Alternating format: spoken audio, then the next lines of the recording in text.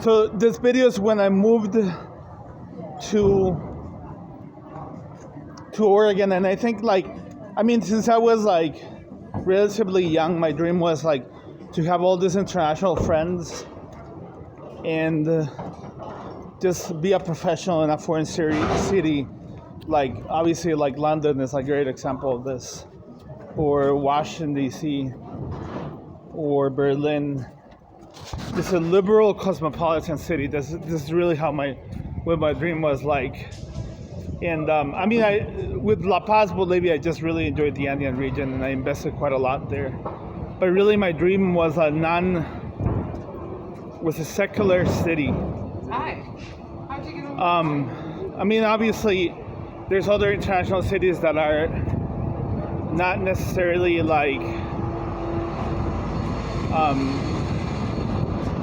secular. Dubai is very religious, it's very cosmopolitan.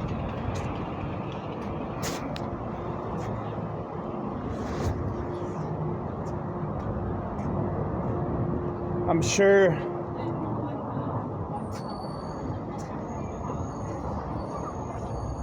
sure Cape Town probably is about the same. Sao Paulo, for example, could be relatively religious, even though Brazil in general is relatively, they don't care that much about religion. They care a lot about religion, but they don't judge people as much if they're not as religious. Okay, so going back to Oregon, a great time in my life was when I moved to Oregon with barely any resources. Actually, I had quite a lot of resources. I had about $30,000, but just moving there, it was after I had traveled around South America, and I just neglected trying to get a job when I was in South America. I was just dealing with other issues. And in the ideal scenario, I would probably have gotten a job in Portland because I needed to start somewhere right before I moved to Corvallis. But really, my friends had all these connections, and they didn't really want to help me out. This includes Nate Einbander, and there was another friend of him, I forgot his name. He was from the Bahamas. Anyway, so there was this feeling of extreme excitement and elation. I barely contained myself by moving to Portland. I just in my head I just dreamed of hiking all those mountains, making all these friends, traveling around the West Coast, going to festivals, and with all the problems that I had, I would have been better to achieve this dream in a place like New Zealand or Canada. But with the problems that I had, I was relatively successful at getting a lot of the things that I wanted there. I remember at the end of my 3 years there, I had a girlfriend, a degree. I had relatively good connections with the people of the program, even though something happened later. But there was this feeling about biking in the cities in Portland, going out on bike rides and going to events.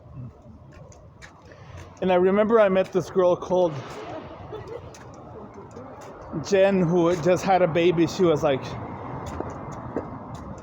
slightly older than I was, and we were going out landscaping and just going to her house and just drinking my sour.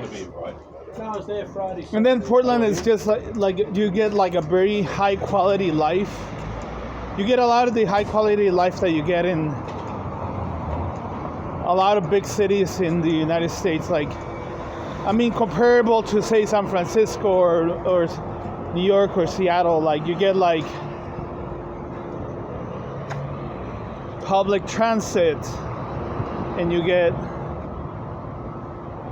nice bike routes, and you get a lot of nature. You get a lot of nature from New York, you get a lot of nature from San Francisco. DC has a lot of nature close by. but Portland has it right there. So it's voted as like the best city in the States by Outdoor Magazine several times. But aside from all of this, you also get a very cheap city.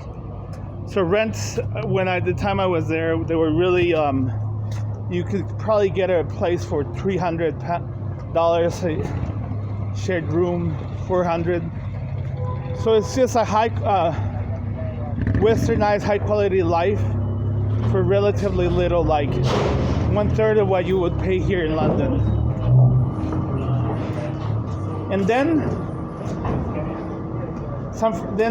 Portland is just like, there's all this hipster, so it's like, I mean, Austin and Portland, Austin changed a lot. Austin just became a lot more expensive. Everybody moved there. It became like the new San Francisco of the United States.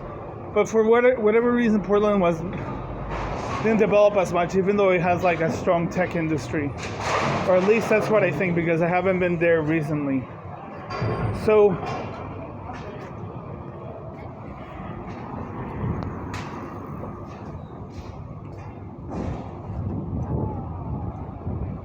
it's just like the West Coast vibe, which is it really defined a lot of my identity during my first years.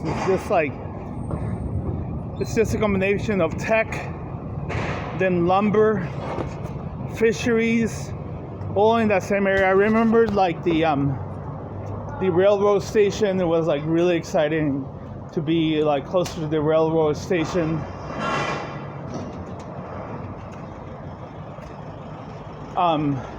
Huge bike rides at the Piddock Mansion, Hawthorne. I'll go around. Hawthorne was the place where Nate lived.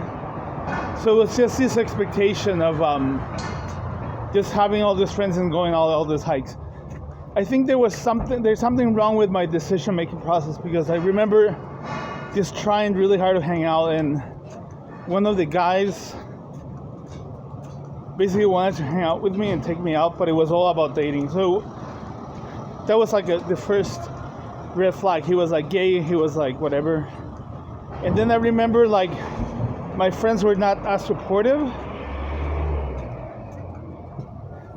And then I met this girl who was from Eugene, Oregon, and she like was kind of flaky every time I wanted to meet. So they're all red flags of how my objectives couldn't have been really accomplished. And then my friends were mostly international friends. Like, there are not a lot of like American friends. And my American friends who had like the tradition there were slightly flaky. Like, I remember I romanticized about having this lifestyle because of my friend Nate. And I just wanted to have like the car and travel around California and then look for all these animals and birds. It was really like the Western dream. And I remember that when we met his girlfriend, which was called Sage. So that was it's funny, like the names are like Sage, Wilderness, Summer. They're very outdoorsy names. But everybody in the States always like says like, oh, those people are so cool. They're like have the best lifestyles, and they're probably environmentally minded, probably well traveled. And they're most of them are Democrats. So this area wants to become its own province, or its own region of the world. Cascadia, for example. Yet I remember when I went there, and I gave this talk to the Oregon State undergraduate course in a geography class. I was so excited. This was definitely a turning point of my life, or a crossroads. The professor, all he did was just criticize everything he did. He didn't like. I remember I used instead of saying 18th century, I said like 1921 or something. And he just criticized the way that I used English language. I was talking about the Balkans and trying to describe the conflict. And I mean, my knowledge of Australia, for example, my knowledge of South America and even the States, and American history was extensive, but he never really acknowledged anything. He never was positive. He had like all these African connections, and he never like, he told me like, oh yeah, we're gonna go and get a beer, and he never did. Like, he did treat me like shit a couple times. This is another video that I want to say. So it was kind of like the people there did not really felt I was entitled to have the Western dream. And now that I'm in Europe, I feel a little bit of the same attitude. So I talked with all this Turkish people and Asians who try to like understand how I do objectives. And I think I just have to invest in other things to make sure that something actually turns out. But I remember that time, like I remember doing Craigslist dating. I started dating this girl that was a high school teacher, and just hanging out with my couchsurfing friends was quite an interesting time of my life. Portland, Oregon, going out on my bike. Actually, my dad actually came to visit once. All that being said, if I had to choose, I would probably been better off in San Francisco, even though it was way more expensive. But there was something about making decisions and just having to have a lot of support or validation for my decisions. My friend Nate, which was the inspiration, told me like San Francisco's too expensive, it's not going to work. And I could probably, if I would have had much more inner motivation, I would probably have moved to San Francisco without doubt. Like, you know, when you move somewhere and you feel an energy to do something, that's what I felt in San Francisco. That being said, when I tried to move there, and I tried to move there in 2002, there were a couple of things about the energy there, at least in the town that I was, that probably wasn't the best. Anyway, I'm about to arrive to the library. Hope you enjoyed my video from Portland.